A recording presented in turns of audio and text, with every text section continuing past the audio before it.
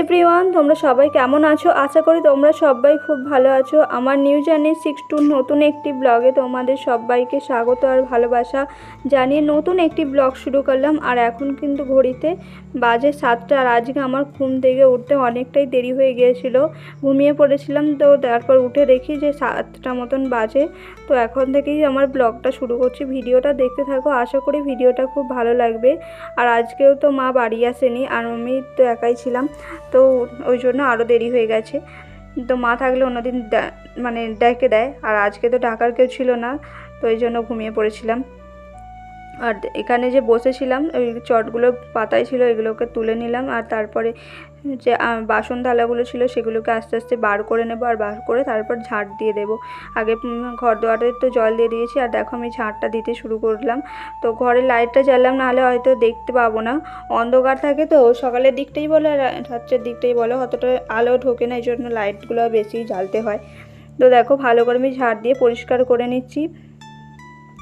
আর ভাবছিলাম যে কখন সব কিছু করবো, আর এই সব কাজ করতে করতে অনেকটাই দেরি হয়ে যায় সকালের জন্য। আমার যে কাজে বসবো একটু কাজে করতে পারি না।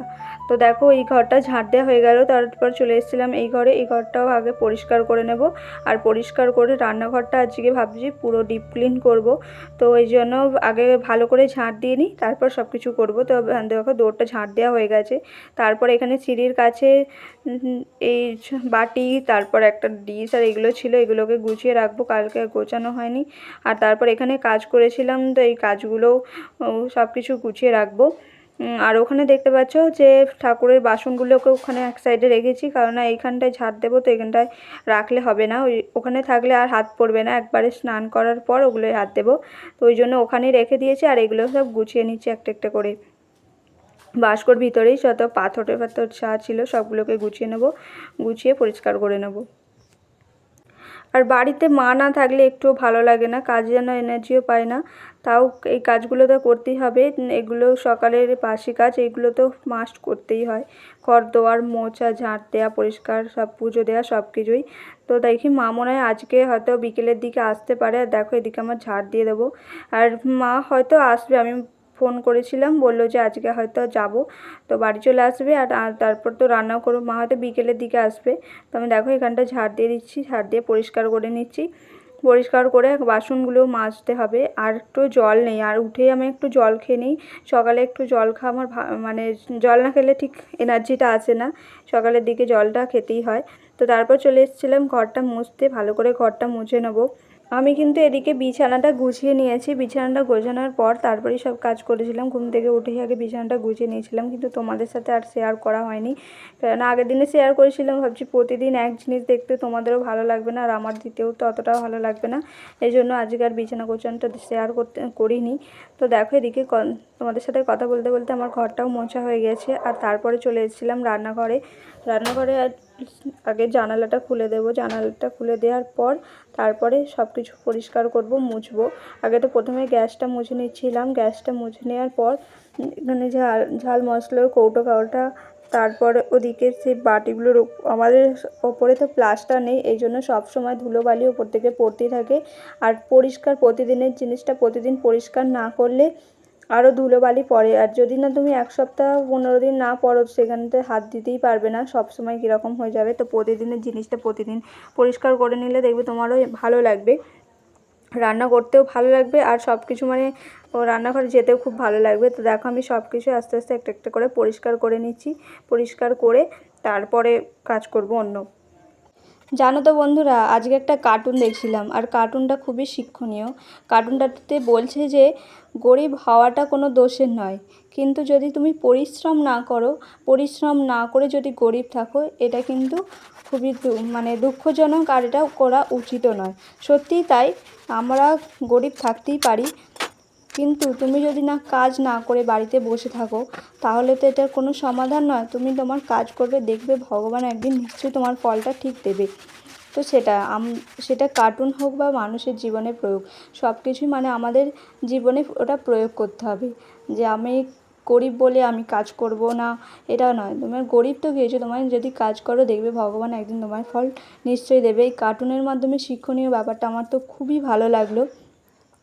তো তো তারপরে দেখো চলে এসেছিলাম এদিকে বাসনগুলো মাজতে, আর এদিকে ঝাঁটাটা ছিল, আগে ঝাঁটাটা ধুয়ে নিলাম। আর এদিকে টুকটাক অল্প কটা বাসন ছিল, একজনের তো খাবার, তো এই জন্য বেশি বাসনও হয়নি, দুটো একটা বাসন ছিল বাটি, সেগুলোকেই মেজে পরিষ্কার করে নিচ্ছি। আর এগুলো মাঝে এতটা টাইমও লাগছে না, কিন্তু এই সব কাজ করতে করতে আমার একটু দেরি হয়ে যায়, 8টা তো 8:30 তো অনেকটাই বেজে যায়।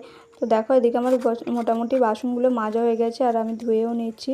আর এখানটা আমাদের কলের এখানটা পরিষ্কার করতে হবে, মানে অনেক শ্যাওলা জমেছে না, এগুলোকে পরিষ্কার করতে হবে, দেখি একদিন করব পরিষ্কার।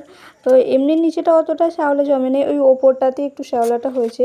তো তারপরে এদিকে নাতাগুলো ভালো করে ধুয়ে নিচ্ছি, আর ধুয়ে ওই দিকটা করে রেখে দিচ্ছি। আগে আমাদের এই যে কলটা দেখতে পাচ্ছ, কলটার ওপরেই মিটার ঘর ছিল, ওপরটাতেই রাখা হতো, কিন্তু আগের দিনে কারেন্টের একটু অসুবিধার জন্য সে তোমাদেরকে শেয়ার করলাম, তো ওই তারপর থেকে আর ওখানে রাখি না। আর এদিকে কটা নোংরা ছিল ওইগুলোকে বালতিতে রেখে দিলাম, পরে যখন স্নান করতে যাব ওই ক্যাচড়ার বালতিটা বাইরে ফেলে দিয়ে আসবো। আর তারপর জায়গাটা ভালো করে ধুয়ে পরিষ্কার করে নিচ্ছি। আর ধুয়ে রাখলে সব কিছু পরিষ্কার রাখলে কিন্তু বেশি দেখতে ভালো লাগে, আর এমনি ও খুব শোভনীয়। তো চলো দেখো আমার এদিকে সব কিছু কাজ হয়ে গেছে মোটামুটি, আর আমি এদিকে ব্রাশটা তো করে নিচ্ছি। আর ব্রাশটা করার সময় আমার একটু পায়চারি না করলে ঠিক হয় না। আর তারপর ব্রাশ করার পর এদিকে চলে এলাম একটু জল খেতে। এখন ঘড়িতে বাজে 8টা, আর এই কাজ হলো, এখনও উপরের কাজগুলো বাকি আছে, সেইগুলো করব, স্নান করব, পুজো দেবো, তারপরে আমার মোটামুটি কাজটা কমপ্লিট হবে। তো ভিডিওটা দেখতে থাকো, ভিডিওটা আশা করি তোমাদের খুব ভালো লাগবে।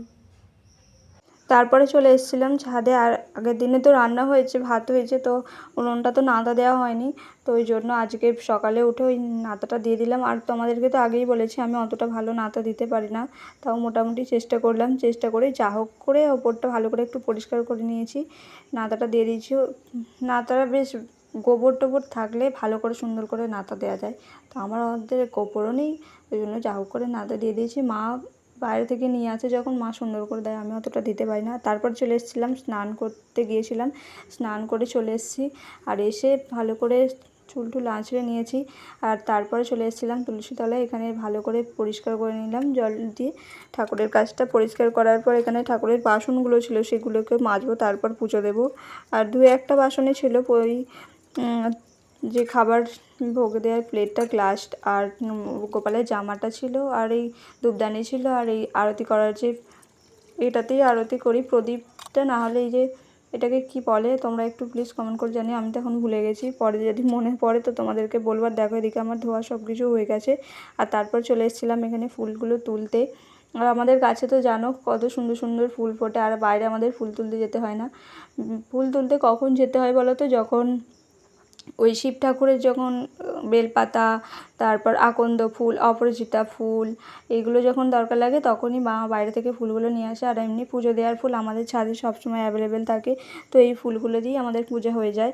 আর সব সময় গাছে ফুল থাকে, শীতকালেও অনেক সুন্দর সুন্দর ফুল ফোটে, যদি আমি শীতকালে ব্লগ করি তোমাদেরকে অবশ্যই দেখাবো। আমাদের ওপরে অনেক ধরনের গাঁদা ফুল, আমার মা খুব মানে ফুল গাছ বসাতে ভালো লাগে, এগুলো আমার মাই সব বসিয়েছে, মাই সব বসায়, তো অনেক ধরনের গাঁদা ফুল মা বসায়, তো সেইগুলো তোমাদেরকে দেখাবো। আর এদিকে দেখো ফুল তোলা হয়ে গেছে, তারপর চলে এসেছিলাম পুজোটা দিয়ে নিতে। আর তারপর আমার দেখো পুজোটা দেওয়া হয়ে গেছে, আর পুজো দেওয়ার পর আমার সিংহাসনের লুকটাই কিন্তু অনেকটা চেঞ্জ হয়ে গেছে না, আর ফুলগুলো সাজালে আরতি করলে আরও সুন্দর লাগে, আর একটা আলাদাই অন্যরকম লাগে। আমার পুজো দিতে প্রচণ্ড পরিমাণে ভালো লাগে, কিন্তু সবসময় তো টাইম হয় না। তারপর পোলাওটা বানিয়ে নিয়েছি, আর এদিকে বসিয়েছি ডাল সিদ্ধটা, লাস্টে ফোড়নে দেবো। চলো এটা খেয়ে নিও, অনেক খিদে পেয়ে গেছে, 12:30 মনে হয় বাজে, হ্যাঁ 12:35 বাজে। এবার রান্নাটা বসাবো। আর এদিকে পটলটা তো দেখো কেটে নিয়েছি, আর পটলটা এরকম করে কাটলেই বেশি ভালো লাগে, বানাবো তো সর্ষে পটল, তো প্রথমে এরকম করে পটলগুলোকে কুটে নিয়ে তারপরে মানে ভালো করে একটু ভেজে নেবে পুরোটা। একদিকে দেখো পটলটা ভাজতে দিয়েছি, আর অন্যদিকে কিন্তু আমি অনেক কাজ করছিলাম, যে ঝিঙে ছিল, ঝিঙেগুলোর একটু তরকারি বানাবো।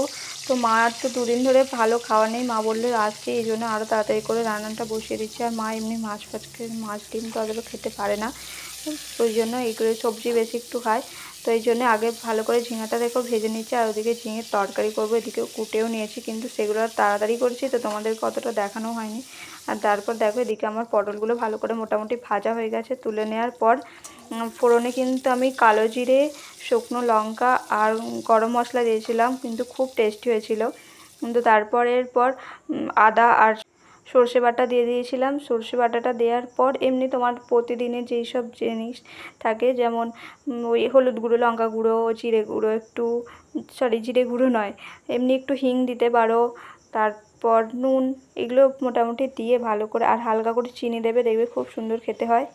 দেখো এদিকে আমার রান্নাটাও হয়ে গেছে, আর তারপরে করেছিলাম সবজি তরকারি, আর মাও ওদিকে চলেও এসছে, আর মায়ের জন্য সব ভাতটা সব বার করে নিলাম, আর সব এখন দুজনে মিলে খেয়ে নেবো। আর অনেক দিন পর, মানে 2 দিন হয়ে গেল তো একা একা থাকতে ভালোও লাগছিল না। তো দেখো ডাল করেছি, এদিকে সবজিটা করেছি, আর ভাত করে নিয়েছি, আর আমরা সবাই মিলে খেয়ে নিয়েছি। আর তারপরে চলে এসেছিলাম সন্ধেবেলা তো সে পড়তে এসেছিলো, পড়াচ্ছিলাম। আর ভিডিওটা এতটুকুই। ভিডিওটা